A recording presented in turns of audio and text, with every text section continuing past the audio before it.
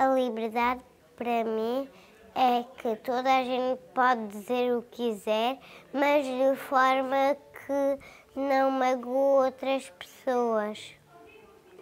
A minha liberdade é que eu posso escolher o que eu quero fazer sozinha e posso fazer sozinha e outras coisas. É que toda a gente pode ir à escola.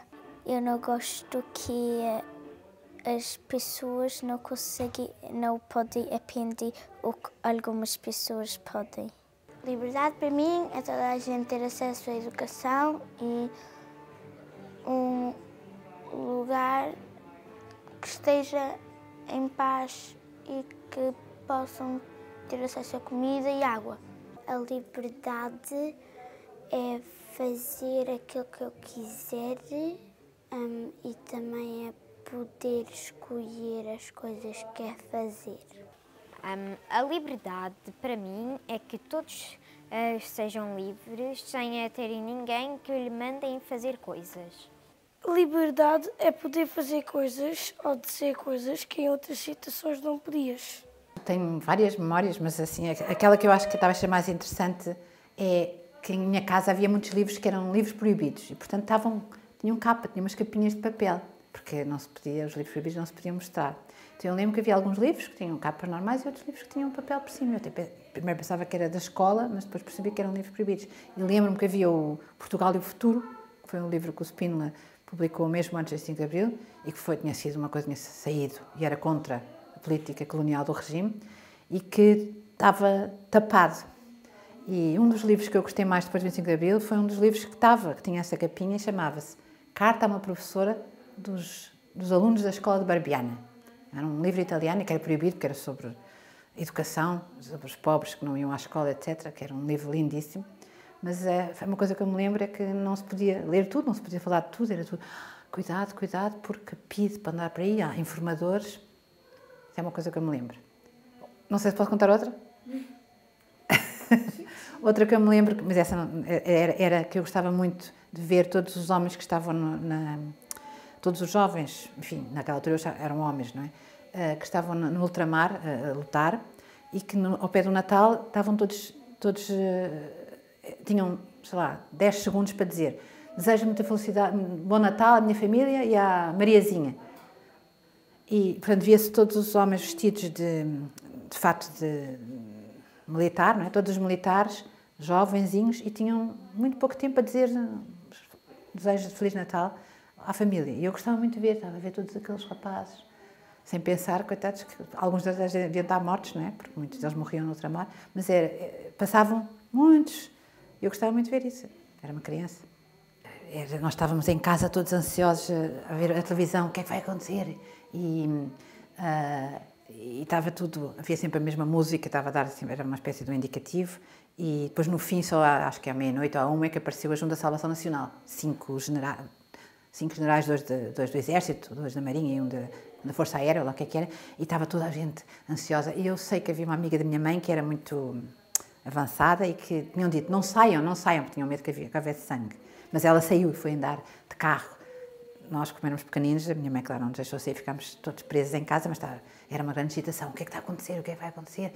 Olhar para a televisão e falar ao telefone, o que é que sabe? Algumas vizinhas vieram à nossa casa. Mas pronto, não há assim uma memória muito marcante, mas eu lembro-me de termos ficado à espera da Junta de Salvação Nacional. Foi maravilhosa. Foi completamente diferente e havia uma ideia em Portugal que nós íamos fazer tudo bem, tudo ia acontecer bem. Portugal ia ser o país melhor do mundo, o país em que as coisas corriam bem e não se fez ainda antes, mas nós vamos fazer. Havia aquela ideia de que não podia haver nada que pudesse correr mal, tudo ia correr bem e nós íamos fazer uma sociedade justa, sem classes, sem pobreza, sem maldade. Era uma maravilha, estávamos todos sempre... Portanto, havia muitas manifestações, havia muita variação.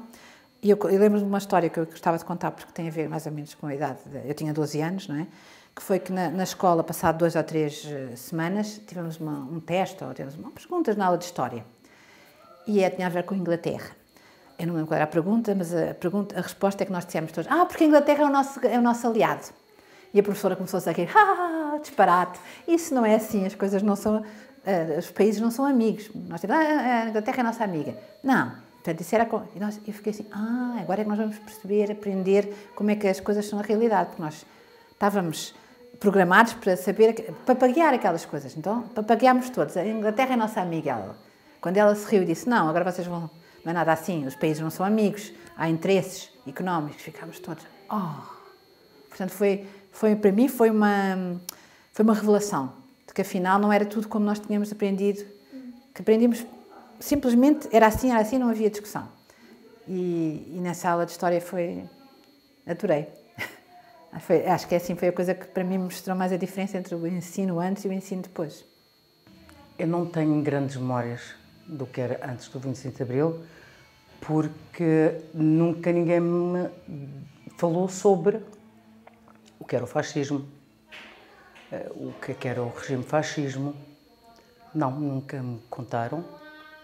E também nem os meus pais. E também no colégio. Estive num colégio e isso não era tema. Não, ninguém falava sobre isso. No dia 25 de Abril estava no colégio e tomámos o pequeno almoço. Era um colégio de raparigas, tomámos o pequeno almoço e em vez de irmos para as aulas, fomos para a sala de estudo e fecharam-nos a porta. Ficámos lá, fechadas, a gente não sabia o que é que se passava. Depois ficámos com mais atenção e havíamos muito barulho na rua, mas barulho de buzinas, de carros, podia ser tudo. E então a nossa imaginação, não é? Raparigas ali fechadas dentro de uma sala, então era porque ia cair um cometa, era uma guerra, mas era impossível ser uma guerra porque tudo que eram os sons eram de felicidade. Eu bati à porta da sala e disse que precisava de ir à casa de banho e fui para o recreio do colégio, onde havia uma sala de piano, uma sala independente, e eu subi para o telhado e conseguia ver a Praça da República. Eu estava no colégio em Coimbra. A Praça da República estava cheia de gente, tudo animado, a gritar "Viva a Liberdade", e via-se num edifício a deitar, pela janela, a deitarem móveis, cadeiras, mesas, e eu sinceramente não sabia o que é que era. E quando desci do telhado, a diretora estava à minha espera, deu-me uma chapada. Nunca ninguém nos bateu no colégio. Acho que talvez este de me ter dado uma chapada foi de elas saberem o que se estava a passar e de terem medo do que estava a passar. Talvez fosse isso, por isso é que nos fecharam dentro da sala. E quando eu regressei à sala, disse que não sei o que é que está a acontecer, está toda a gente muito feliz, mas o estranho é que de uma casa estão a tirar mesas e cadeiras e folhas a voar por tudo o que é lado. No dia a seguir foi como se fosse um dia normal, fomos para as salas de aula.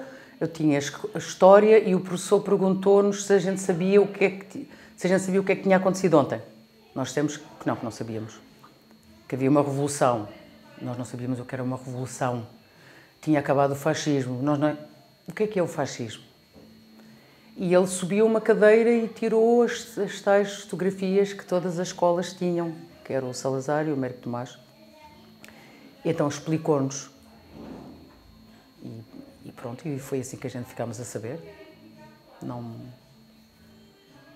De uma maneira talvez um bocadinho estranha, por um lado, e por outro lado não, porque era tabu.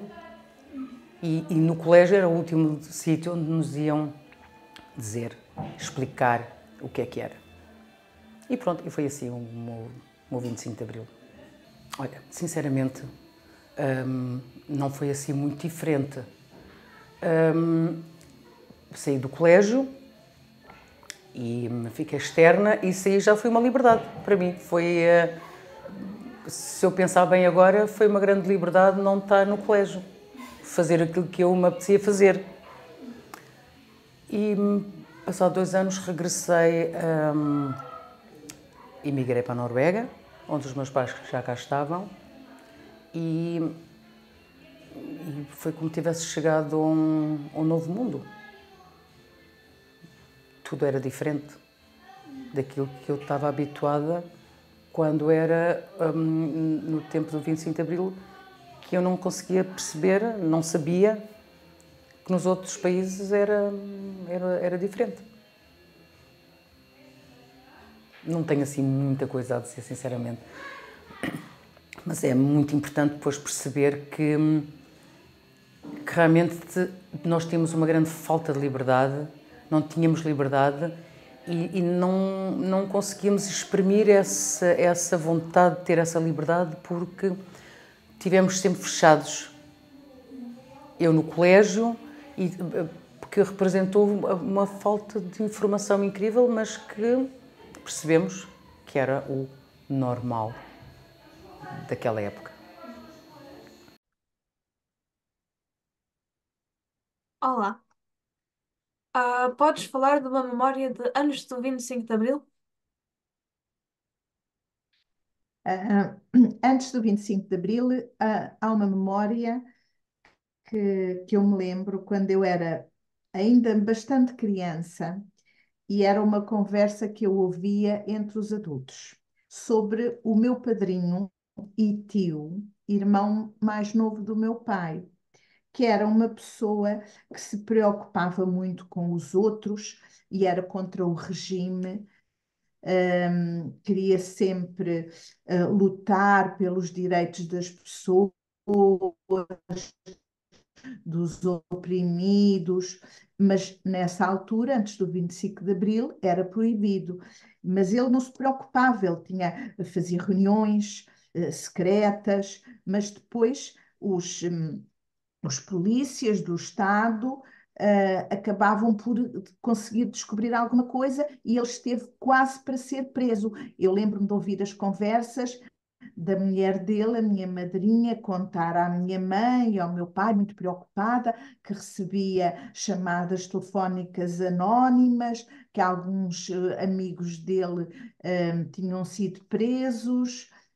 O meu pai depois tentava conversar com ele e dizer para ele não ir a essas reuniões, mas aquilo era muito importante para ele. Felizmente, nunca foi preso. Pronto, esta é uma memória que eu tenho do antes de 25 de Abril. E podes falar de uma memória distinta do dia próprio do 25 de Abril?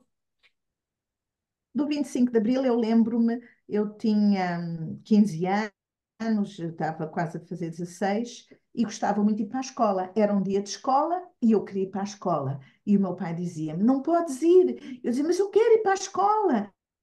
E o meu pai dizia: não podes, nas notícias estão a dizer que houve uma revolução, a escola está fechada. E eu fiquei muito triste, porque eu queria mesmo ir para a escola. E como foi a tua vida depois do 25 de Abril? Depois do 25 de Abril, de um modo geral, a vida para os portugueses todos foi melhor, passou-se a viver em liberdade. No entanto, às vezes, para se conseguir coisas boas, há sempre um ou outro aspecto que não funciona muito bem. E no meu caso, foi o percurso escolar. Quando se deu o 25 de Abril, as escolas ficaram todas muito agitadas, não houve mais aulas e os alunos passaram todos administrativamente. Significa que todos passaram, tivessem notas para passar ou não, toda a gente conseguiu concluir. Isto foi bom para aqueles alunos mais fracos. Eu tinha uma amiga que era muito fraca na escola, não conseguia ter notas boas e conseguiu concluir o secundário, o que lhe permitiu ter um emprego bom na sua vida futura. Para ela foi muito bom. Para mim, que queria ir para a universidade, tirar um curso, continuar a estudar, não foi bom, porque uma vez que no ano seguinte todas as escolas e as universidades estavam em reuniões, agitadas, praticamente não havia aulas, o governo teve que instituir um ano para ocupar os alunos que não tinham, que queriam ir para a universidade, porque os outros tinham que repetir o ano, porque não tinha sido proveitoso. Então instituiu o serviço cívico. O serviço cívico consistia em os alunos inscreviam-se e eram enviados para outros sítios, podia ser para trabalhar na agricultura, fazer serviços comunitários, normalmente longe de casa. Infelizmente, o meu pai não me deixou ir. Como não me deixou ir, eu não pude ir para a universidade. Por causa disso, optei por tirar um curso médio, não era o curso que eu gostava, que era um curso que não era ministrado numa universidade, mas num instituto politécnico. E, portanto, durante 15 anos da minha vida, exerci uma profissão que não era aquela que eu gostava. Ao fim desse tempo, consegui finalmente ir para a universidade e tirar o curso que eu gostava e continuar feliz na minha profissão. Pronto. Foi o meu caso. Bem, obrigada. Pronto, 25 de Abril, eu ia trabalhar de manhã, eu estava a fazer uma obra no Bom Jesus do Monte e o meu patrão apanhava-me ali junto à estação de caminho do ferro em Braga. E claro que a carrinha tinha rádio e começávamos a perceber que alguma coisa se passava em Lisboa. E quando chegámos ao trabalho, fizemos a manhã toda, chegou a hora do almoço, nós almoçávamos lá num restaurante que tinha televisão. E ali é que começámos a perceber daquilo que se tinha passado mais, digamos, mais aprofundado. No fim do dia, eu regresso ao centro da cidade e o Comércio do Porto lançou uma edição especial sobre o 25 de Abril. Eu comprei o jornal, fui para o café tomar o meu cafezinho, li o jornal e a partir daí é que comecei a perceber-me que realmente tinha havido uma revolução, porque até ali ninguém falava em revolução, não sabia de nada, porque isto era um país atrasado, completamente atrasado, ninguém podia falar de nada. Na semana seguinte, 1º de maio, foi uma das maiores e melhores festas que eu vi toda a minha vida. Toda a gente aderiu, uma alegria enorme. E a partir daí é que a gente começa a perceber o que é um país em liberdade. Contudo, depois de que veio daí, não é? Desde os assaltos às casas dos partidos, dos assaltos às casas daqueles que lhes chamavam os fascistas, mas eu nunca me meti nisso. Eu vivi sempre a minha vidinha, não quis cá guerras com ninguém. E é a história do 25 de Abril, a minha história. Antes do 25 de Abril, que miséria, que coisa. Eu passei por isso tudo, porque quando se deu o 25 de Abril, eu tinha quase 20 anos.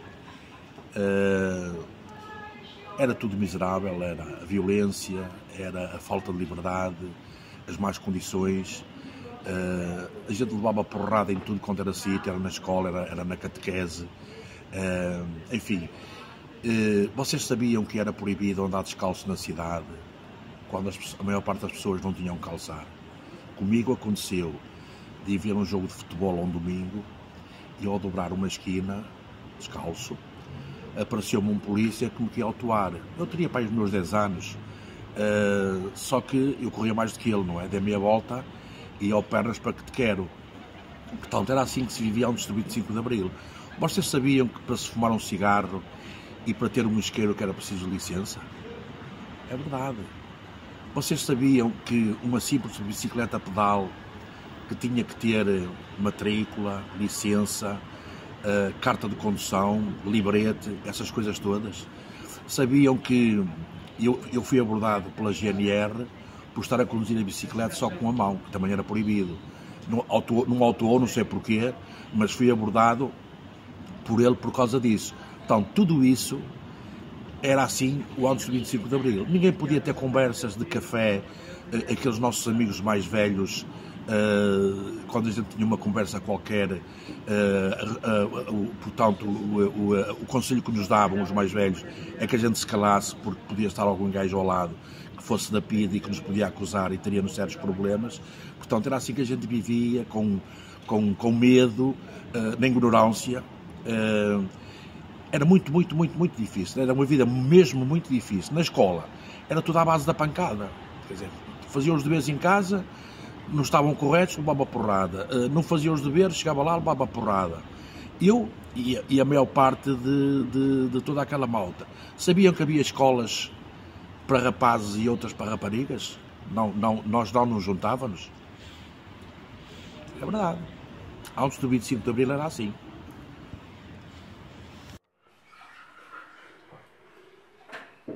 25 de Abril, dia que não mais esquecerei, em que eu e os meus camaradas pela liberdade lutei. Foi na Escola Prática de Artilharia em Mendanovas que o militar 081-272 fizemos o 25 de Abril. Foi no dia 24 de Abril de 1974. Havia cinema no quartel e eu fui ao cinema às 9 horas da noite. E o cinema acabou por volta das 11 horas. Fomos para a cama, né?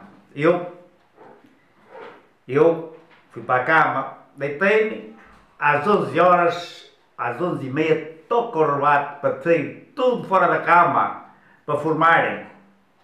Fomos todos à arrecadação buscar armas e munições. Armar-nos, nós não sabíamos para o que íamos. Buscar armas e as cartucheiras cheias de munições, carregadores e tudo. E fomos para a formatura. Tivemos desde as 11h30 até às 4 da manhã na formatura. Das 11h30 do dia 24, quarta-feira, para o dia 25, quinta-feira. Às 4 horas da manhã, saímos do quartel de Vendas Novas para Lisboa. Saímos de Vendas Novas para Lisboa, mas não fomos para Lisboa, fomos para Almada. Em Almada, a chegar à cidade de Almada, parámos, que de Vendas Novas a Almada ainda são à volta de 60 km. Chegámos lá, era quase 7 horas da manhã. Volta das 7 horas da manhã, entramos em Almada. Antes de entrar em Almada, íamos na Berlien, pusemos as G3, todas apontadas para o lado, à frente de uma bazuca e atrás da outra, e levávamos os obus na Berlien atrelados. Era um obu 7,5. Eu não era de artilharia, a minha especialidade era telefonista, mas eu também andava na Revolução, com uma G3. E entramos em Almada com as armas apontadas, e aquelas pessoas todas a olhar para nós, todas emocionadas, e nós fomos para cima, com as armas apontadas, fomos acampar no Cristo Rei, no Parque do Cristo Rei. Apontámos logo um obus para Lisboa, e outro obus ficou atrelado à Berlim. Levámos 2 obus, 7,5. E estamos a aguardar a ponte de Salazar, que agora é a ponte 25 de Abril. Agora aguardar a ponte de Salazar, isto no dia 25 de Abril. Aguardar a ponte de Salazar, que aquilo antigamente era só árvores lá abaixo. Era o monte, o Cristo Rei no alto e a ponte em baixo. E a gente do Cristo Rei ia a pé a ponte. Agora está tudo dado, está tudo mais organizado. Mas naquele tempo era tudo erva e tudo árvores. Estávamos lá a tomar conta e não passava ninguém na ponte, se nós autorizámos. Não passava ninguém, isto é, alguém que nós reconhecêssemos que podia fazer a revolução. Depois, a seguir ao almoço, fomos à Trafaria, à cadeia da Trafaria. E fomos soltar, íamos buscar os militares, os capitães que tinham feito em março a Revolução nas Caldas da Rainha. Nas Caldas da Rainha houve a Revolução antes de nós. E os militares tinham sido presos na Trafaria. Fomos lá buscá-los e eles vieram para a nossa beira. Estiveram lá, também eram capitães. Capitães e sargentos e eram capitães. Depois, eles trouxeram-nos para lá para a nossa beira, estiveram com nós no acampamento na Amadora, em Almada, não era Amadora, em Almada. E depois, de tarde, do meio da tarde para a noite, havia um quartel em Lisboa, que o comandante do quartel não se queria render Nós lá fomos, nós apontámos um obus logo direto para o quartel. Chamava-se Lanceiro 2, era o quartel da Polícia Militar. Apontou-se lá de Almada um obus, 7h30, para o quartel. E fomos para lá aquilo, depois a noite chovia no 25 de Abril, o 25 de Abril já era uma quinta-feira. Chovia, caralho! Mas depois, nós fomos para lá e com as armas, também apontámos as armas todas para o quartel, o obus, as armas todas, mas eles também tinham armas lá dentro. Mas eles eram da Polícia Militar. Mas depois os capitães lá dentro entenderam-se e eu depois já não vi, mas ouvi dizer que eles que prenderam o comandante do quartel e nós podemos entrar depois por lá dentro. Pronto, ele rendeu-se. Depois entramos por lá dentro, eu também entrei, já à noite, no dia 25 de Abril. Molhei a roupa toda e depois tive que secar.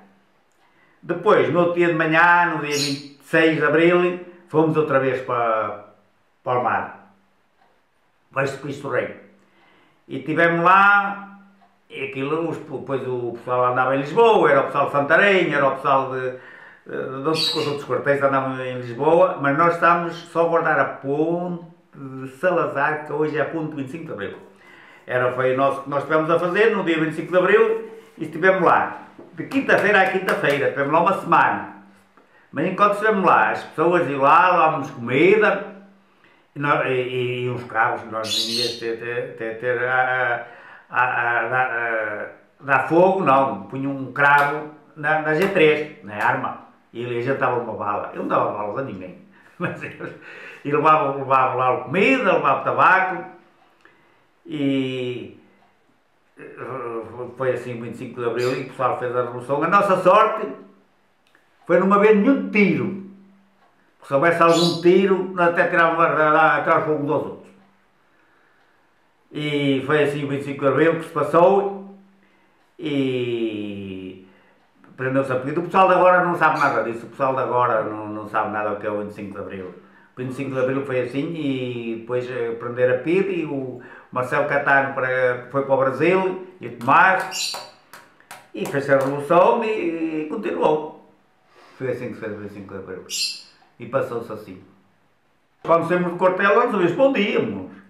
Nós até quando chegámos a Lisboa, a Amadora, não sabíamos o que estávamos a fazer e até havíamos as pessoas a fazer o B de Vitória, não sabíamos lá o que era Vitória, não sabíamos o que estávamos a fazer. Nós fomos levados pelos capitães e não sabíamos o que estávamos a fazer, mas até os sargentos também não sabiam. Os sargentos, alguns sabiam, mas os que sabiam, muitos deles, aqueles mais velhotes, também não se rendiam. Só os novos é que se rendiam, os velhos não. Estavam habituados a comer e beber e não se renderam. E foi assim que se passou no 25 de Abril. Foi tudo muito bonito, uma revolução, e tudo foi dali para a frente, foi tudo muito diferente. Porque as pessoas puderam começar a falar à vontade, até aí as pessoas, se tivesse 4 pessoas juntas, já empresas, e o dinheiro, havia um monopólio, estava distribuído por meio de 8 pessoas. Os outros uns eram ricos, outros eram pobres. E foi-se assim, foi isso assim. Foi-se assim. E isso foi 25 de Abril, dia que não mais esquecerei, em que os meus camaradas pela liberdade lutei.